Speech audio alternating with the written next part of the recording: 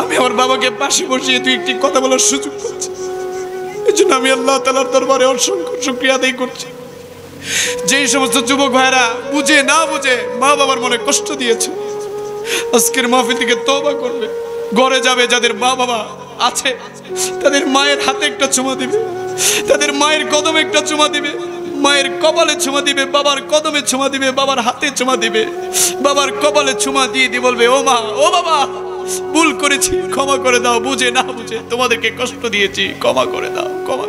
মাকে তো ভালোবাসি, অনেক যুবকরা মাকে জড়িয়ে ধরে বলতে পারে, মা গো তোমাকে অনেক ভালোবাসি, অনেক ভালোবাসি। কিন্তু অনেক যুবকরা আছে যারা বাবাকে বলতে পারে না, বাবা রে অনেক ভালোবাসি, অনেক মহব্বত করি। অনেকের বাবা আছে সারাদিন মাটি কাটে, অনেকের বাবা আছে সারাদিন কষ্ট করে, অনেকের বাবা আছে চাকরি করে, ব্যবসা করে, অনেকের বাবা আছে আবার প্রবাসের জীবনে বছরের পর বছর নিজের জীবন যৌবনটাকে কোরবান করে দেয়। ওই বাবা যখন সারাদিন কষ্ট করে ঘরের মধ্যে আসে, তখন সন্তান বলে, ও বাবা আমার এটা চাই, আমার ওটা চাই।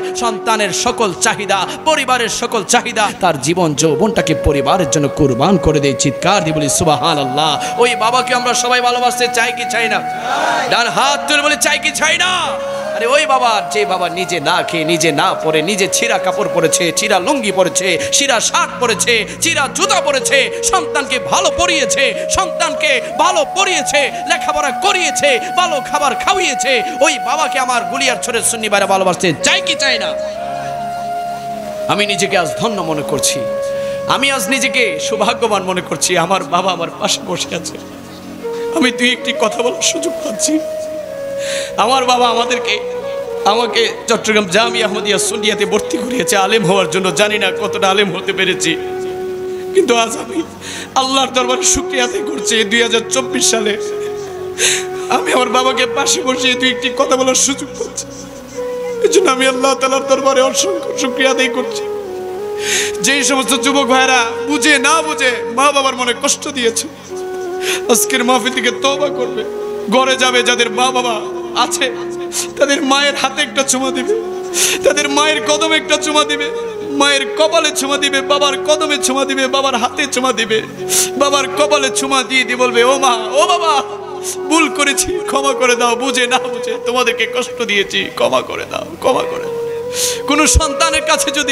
কোন সন্তান যদি মা বাবার কাছে ক্ষমা চাওয়ার মতো চাইতে জানে, আল্লাহ তাআলা মা বাবার অন্তরটাকে এত নরম করে দিয়েছে, সন্তান মা বাবার কাছে ক্ষমা চাইলে মা বাবা সন্তানকে ক্ষমা করে দিয়ে। জুড়ে বলি সুবহানাল্লাহ। ওই মা বাবার কাছে আমরা ক্ষমা চাইতে রাজি আছি না? নেই বাবা। অনেক বাবারা আছেন যারা বলবেন, হুজুর মারে তো হারাই ফেলছি, বাবারে তো হারাই ফেলছি, আজ মা টন কি টন, মন কি মন, মাটির নিচে শুয়ে আছে। জানি না মায়ের কবরের কি অবস্থা, জানি না বাবার কবরের কি অবস্থা। আজকের মাহফিল থেকে আমার ভাইদের জন্য একটা শিক্ষা, একটা মেসেজ, যাদের মা বাবা দুনিয়ার জমিন থেকে চলে গিয়েছে, আমার নবী বলছে, ও আমার উম্মতেরা, তোমাদের মা বাবা যাদের দুনিয়ার জমিন থেকে চলে গিয়েছে, তোমরা উযু বানাও, উযু বানিয়ে তোমরা তোমাদের বাবার কবরের পাশে গিয়ে দাঁড়াও, মায়ের কবরের পাশে গিয়ে দাঁড়াও, তোমরা আল্লাহর দরবারে হাত তুলো। আল্লাহর দরবারে হাত তোলার পূর্বে তোমরা সূরা ফাতিহা পড়ো, তোমরা সূরা ইখলাস পড়ো, তোমরা আমি নবীর উপর দুরূদ শরীফ পড়ো, পরে আল্লাহর দরবারে ভিক্ষার দুইটা হাত তুলে ফরিয়াদ করো, রব্বির হামহুমা কামা রব্বায়ানি সগীরা, রব্বির হামহুমা কামা রব্বায়ানি সগীরা। ও মালিক, ও মাওলা, মাকে ক্ষমা করে দাও, বাবাকে ক্ষমা করে দাও। আজ তো বাবা টনকি টন, মন কি মন, মাটির নিচে শুয়ে আছে, মা টনকি টন, মন কি মন, মাটির নিচে শুয়ে আছে। জানি না মায়ের কি অবস্থা, জানি না বাবার কি অবস্থা। কোন সন্তান যদি মা বাবার কবরের পারে দাঁড়িয়ে যদি চোখের পানিগুলো ফেলতে পারে, ওই চোখের পানি নাকের অর্ধেক সীমানা আসার পূর্বে ওই সন্তানের চোখের পানির উসিলায় আল্লাহ তাআলা মা বাবার কবরের আযাবকে দূর করে মা বাবার কবরটাকে জান্নাতের বাগান বানিয়ে দেয়। চিৎকার দিয়ে বলি সুবহান। আমরা সবাই মা বাবার কবর জিয়ারত চাই কি চাই না? আর একটা আওয়াজে বলি চাই কি চাই না?